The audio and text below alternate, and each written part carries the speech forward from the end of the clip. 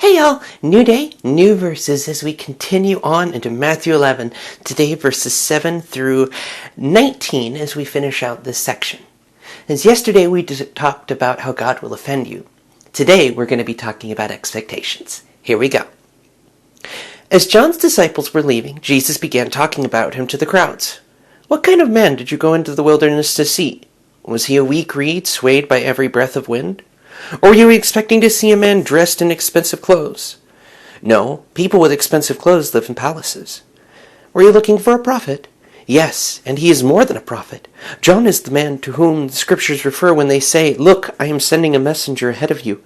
He will prepare your way before you." I tell you the truth, of all who ever lived, none is greater than John the Baptist. Yet even the least person in the kingdom of heaven is greater than he is. And from the time John the Baptist began preaching until now, the kingdom of heaven has suffered from violence, and violent people are attacking it. For before John came, all the prophets and the laws of Moses looked forward to this present time. And if you are willing to accept what I say, he is Elisha, the one the prophets said would come. Anyone with ears to hear should listen and understand. To what can I compare this generation? It is like children playing a game in the public square. They complained to their friends, "We played wedding songs, but you didn't dance. So we played funeral songs, and you didn't mourn."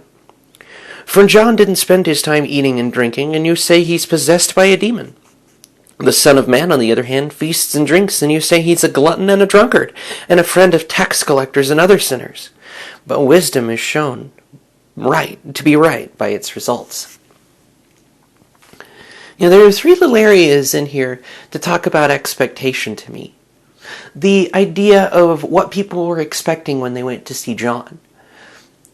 He's dressed very much like the prophet Elijah was from Kings.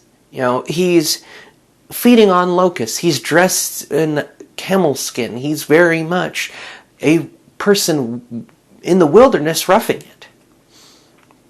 And I love the fact that, this expectation's here. Well, what were you going to see? Somebody dressed in fancy clothes? No, he didn't live in a palace. A weak man pressed about by a reed? No, because he's not pushed about by every breath. He was defiant in what he said. It's what got him into a lot of trouble, in fact. To point out the fact that he is the one who the scriptures say is sending out the way before him. It's like, yeah, people are expected, and it even goes into the idea of Elisha there. If you are willing to accept it. No, this isn't necessarily anything reincarnation, that kind of stuff. This here is talking about a Jewish belief that's even held to this day, that Elisha will come back before the coming of the Messiah. It's why there's always a seat left for him at those major events, even today. And Jesus is saying here, well, I know you're expecting Elisha, and that's what John is, who John is. It just may not look the way you're expecting it to. John's commitment to what he believed, well, it didn't look the way people probably expected it to. Even the way the generation behaves. Well, we played wedding songs and you didn't dance. Well, I'm not dancing to your song. Well, we played funeral songs and you didn't mourn. Well, I'm not dancing to your song. You expect me to behave a certain way, but it's not going to look like that. It's going to look very different. Even further down when they talk about when Jesus talks about the fact that people were thinking John was demon-possessed because he's out in the wilderness, living as a bit of a recluse, but teaching on the kingdom of God. Meanwhile, Jesus is going into the very places where sinners abound because he knows that it's the sick who need the doctor, not the healthy. And he goes right to those in need. And the people of Israel are going, well, he's a drunkard and a glutton. Okay, so though you expect Elisha, you get him, but not in the way you think, and so you complain about it. You get the Messiah, but not the way you think, so you complain about it. Seems rather apropos if you think about it when going back to Exodus. You get food and provision, but you complain about it. Every single time where they need something, they continue to complain rather than praise God for the fact that he provides it. It may just not come in the way that is expected.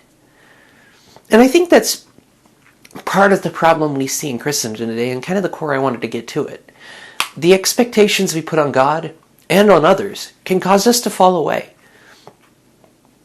I think it very fitting that this is all one section where Jesus, above yesterday, was talking about not being offended. Those who don't follow, God blesses those who don't fall away because they're offended by him. Well, what's to be offended by? Well, God will offend you because his expectations and your expectations don't often align. Because we have expectations everywhere. Expectations of ourselves, be they put on ourselves or by others. Expectations of other people. Expectations of structures. Expectations of morality, professions, ways of thinking, and on God. We expect God to fit in this nice little box that we assign to him. That we can go to him when we're in need, and otherwise we just call on him as required. Which, I need a way out, so I'm going to call on him. That strikes me as less of a deity and more a genie as to one being prayed to, but that's neither here nor there. Because I think the core of this idea here is that when we put away our own expectations, when we put, especially from God, on God, and we're willing to embrace that he is in control, it makes it easier. Now, that's not saying that we just suffer through every situation. We're supposed to be rejoicing for the fact that God has conquered all these things. So, back to the idea of expectations here. All the way through, he keeps asking people, the people he's talking to, why they think that way. And then at the very end, wisdom will be proven pure by its results. The proof is in the pudding. So he's straight up saying, yeah, I know the expectations you have are not the reality you're getting. But wait and see. The results will prove themselves right. You will see that what I say is true. Which is actually quite in fitting with the rest of the Torah, where in Deuteronomy it says that if these things come to pass, you will see that the prophet was true, proven true, kind of thing. And the Son of God does speak with that kind of authority. Because it all points to him. Every single prophet, every single person raised up, David, Moses, all of these people, Abraham, they're all reflections of Christ. The true image bearer, the one who sets all things right, who crushes the serpent while his heel is bitten, the one who dies in our place to set it right. And it can feel weird. It can feel weird to have the expectation of, well, God will deal with them. And God's response is usually, how about I deal with you first? Or, to use the Bible version of it, let me deal with the log in your eye before you worry about the twig in somebody else's. That's the kind of life, the kind of expectations we should have. Expectations of God that he will prove himself true, even if it doesn't look the way we want it to. That he will keep his word, even if it's not necessarily in the timing we want. That he will never leave us and never forsake us, even if we are in places of refining fire for an extended time. He will never cast us out, throw us away, give up on us. But he will teach us. And why shouldn't he?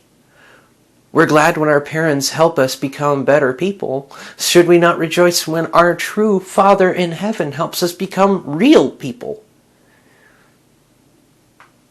Nobody likes discipline when they're dealing with it, but if we expect the discipline to turn us into better image bearers, rather than it being smite me, O mighty smiter, then as our expectations shift, we're able to see the truth for what it is. That it is not God being a mean kid sitting on an anthill with a magnifying glass waiting to burn us from the face of the earth. It is our God who knows that we are of strong character and wants us to be better people. Who wants us to call on him in all things and in all times. So that even in the valleys of shadow and valleys of death, we don't have to fear. That in places of destruction and hell on earth, we can trust that God will see us through because he's true to his character. After all, those who call upon the name of the Lord shall be saved. That's the kind of different expectation from a Messiah that everyone's thinking. And more so, I think here as we wrap up, the expectation that was often seen wanted in the Messiah, the reason that we have Simon the Zealot. They wanted a Messiah, some still do, who will come swinging through, shedding other people's blood and bathing the world in fury. And God will set all things right. But the thing we tend to forget in Christendom, I think, is that in Revelation, when Jesus comes back, he's already pre-bloodied. He's covered in his own blood, not the blood of others. So the Messiah we have, our great leader who shows us the way, doesn't fight the way we may expect. And so perhaps, as trials and tribulations come, the way we fight the battles that we're facing is on our knees in prayer, trusting that the Lord is true to his word, even if the situation we're in doesn't look it. I look forward to talking with you guys tomorrow as we go into the judgment for unbelievers of verses 20 through 24. I will see you guys then. May his favor be upon you. Know that he'll see you through. You can make it. Because though there are dark times, it's always darkest just before the dawn. His light will shine out. Trust him. He'll never let you go. I'll see you then.